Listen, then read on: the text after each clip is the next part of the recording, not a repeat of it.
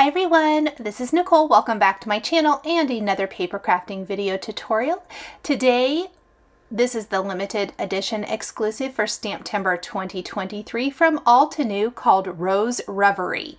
We are going to be creating a one-layer wonder again today, but I'm going to share lots of tips and tricks. Masking, ink blending, painting over your ink blending with mica stains. Yes, you can totally paint over the top of them.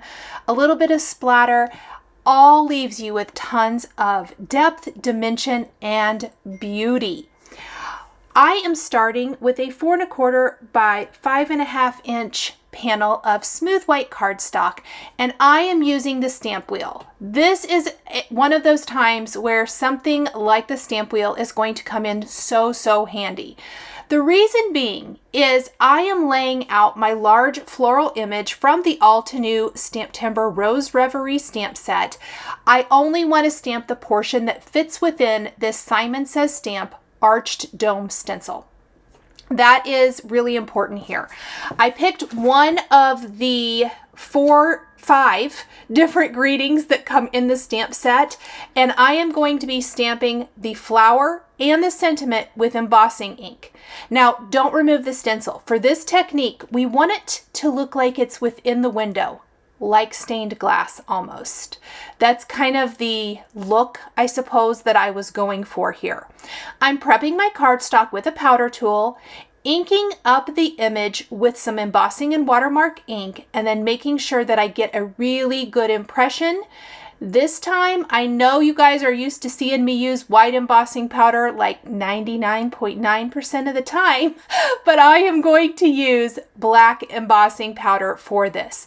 The black is going to give you that really showy, beautiful edge that I think is going to stand out perfectly against the mica stains, the dark embossing of the background, all of that good stuff.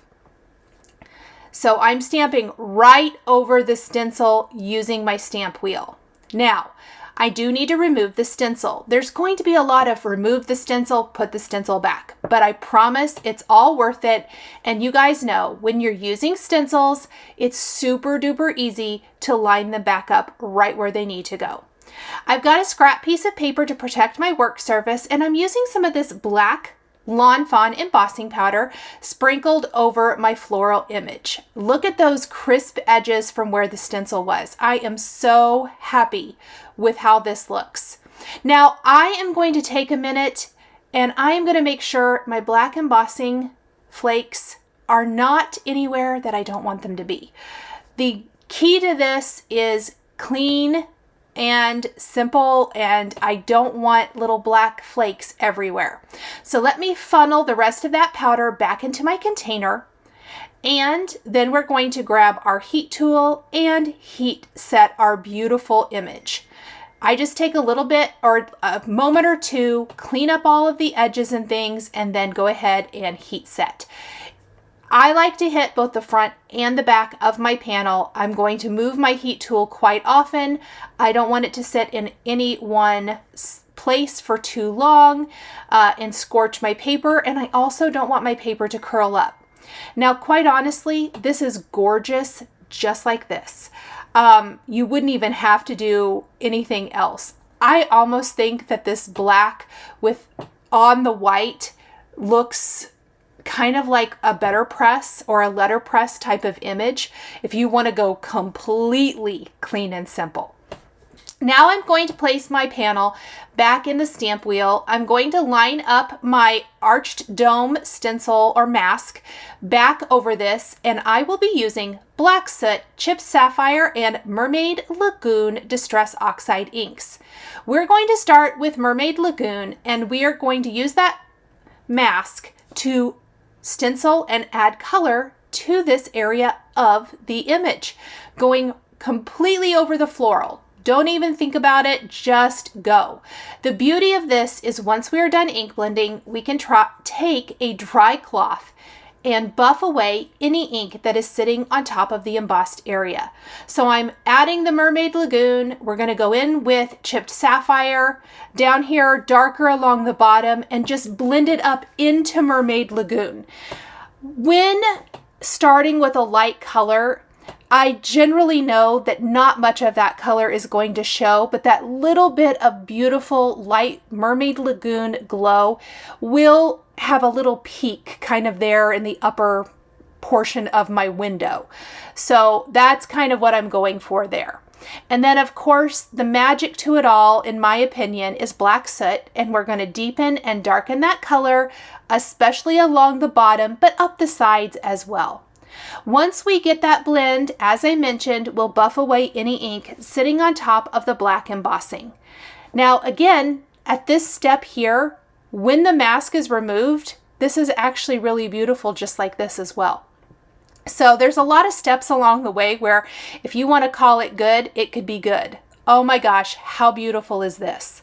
Now I am going to take it out of the stamp wheel, remove the mask for this next step. I am taking distressed mica stains and we are going to paint with them. I also have some of my favorite paint brushes that I like to use when I am painting.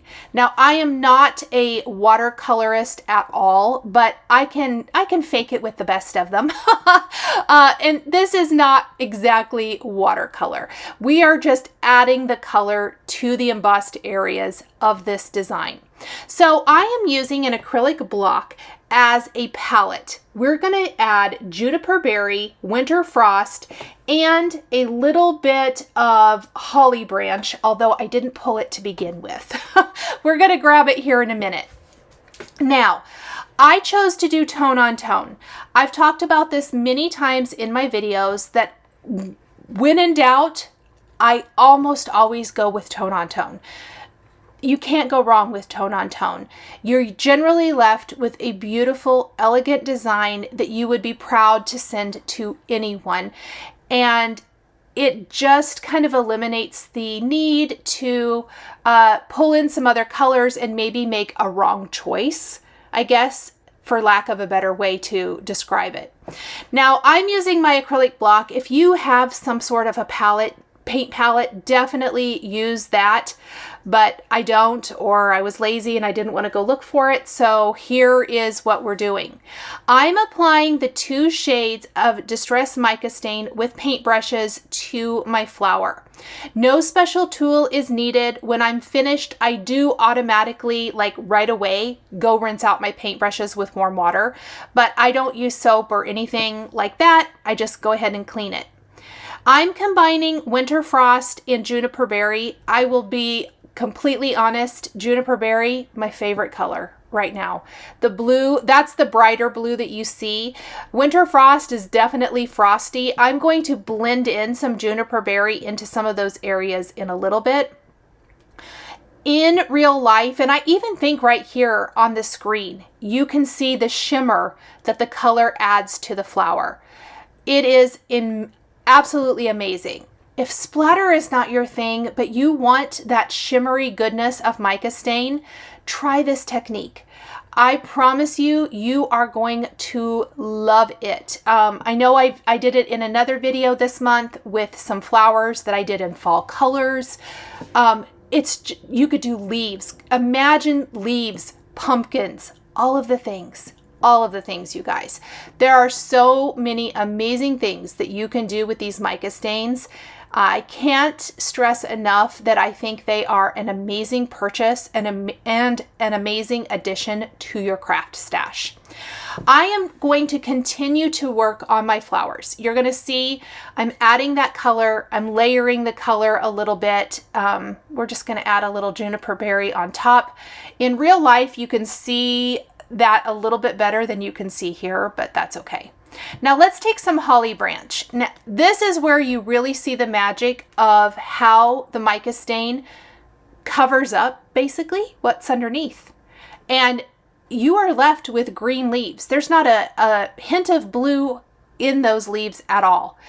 Absolutely amazing, and it truly makes these florals come to life with this tone on tone card. And I guess technically it's probably not tone on tone since I did pull in some green, but I really feel like that just makes the whole thing pop. I even think that the leaves in Frozen Fog would have been stunning. So I'm quickly adding the, and really, I also want to say this, super, super fast. This card didn't take any time at all to make. Imagine making a set of thank you cards to give as a gift. Or if you have a bunch of thank you cards that you just need to have on hand, you could mass produce these so easily in any color scheme that you like. Once I am finished coloring everything in, and I think I do go back maybe with a little more Juniper Berry again. Oh my goodness, look at that shimmer and shine. Oh, I love it so, so much. Yeah, I am. I'm going to take a little bit more, and I think now that kind of the base has dried a little bit better, yeah, it's going to show up just a little bit better. Then we are going to take this and place it. I have it in my splatter box. I have my stamp wheel in my splatter box. We are replacing the stencil again. So this is the third time I've used the stencil. We're going to shake up Frozen Fog, and we're going to splatter this background with Frozen Fog now for a beautiful silver shimmery look. I don't want that splatter on the white outer frame, if you will, of this card. I want it all concentrated right here. That's why I went ahead and used the stencil again. I'm going to peel it up very carefully. Oh my goodness. I know it's very subtle, but it's beautiful. White gouache would probably be beautiful here as well. And there is my card background. Now, if you want a truly one layer card, ta-da, you're done. But if you would like to add a little bit more, well, actually you could do the butterfly and it would still be one layer. I'm taking the butterfly from the Rose Reverie stamp set, and we're going to stamp that with a black ink. Now, the butterfly is sitting slightly outside the domed arch.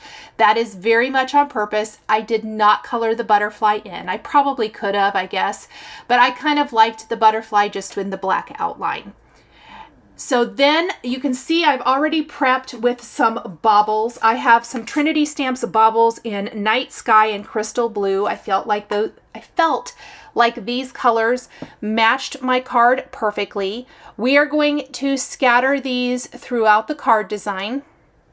This is where we kind of move from the one layer because now we've added some embellishment. I'm still going to count it as a one layer wonder card. That's what I like to call my one layer cards. But we do have a little dimensional embellishment here. It all just steps up your design for beautiful, elegant results. We'll add a couple down in the lower left corner before we add a few more in that upper left. And again, we're going to have one kind of pop outside that domed arch for visual interest. And that looks incredible. One last thing, we need to apply some Nuvo crystal drops in Simply White to the center of our flowers. I felt like the center of the flowers needed a little something. Very subtle. We don't need to go crazy, but I want there to be a little bit of white, just a little definition, I guess, if you will, to those flower centers. So I'm just barely touching the Nuvo crystal drops to the center, and look at the flower come to life. Absolutely amazing. We will glue this panel to a white top fold card base, and our card is all finished. Thank you guys so much for joining me today for this STAMPtember 2023 stamp set from Altenew called Rose Reverie. The supplies I used to create my card are listed and linked below the video here on YouTube.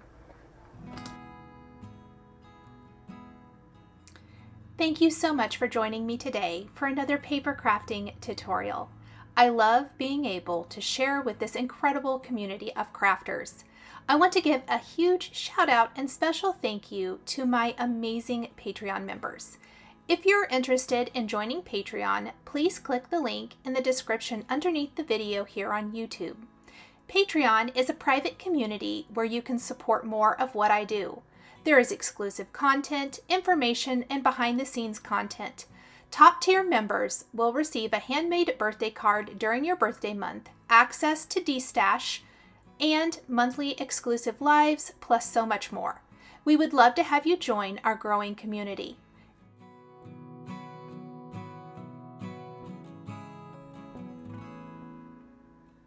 If you enjoyed this video, please subscribe to my channel, hit that like button, and don't forget to click the notification bell to always be notified when there is a new video or I go live. Thank you again for watching, and I'll see you again next time.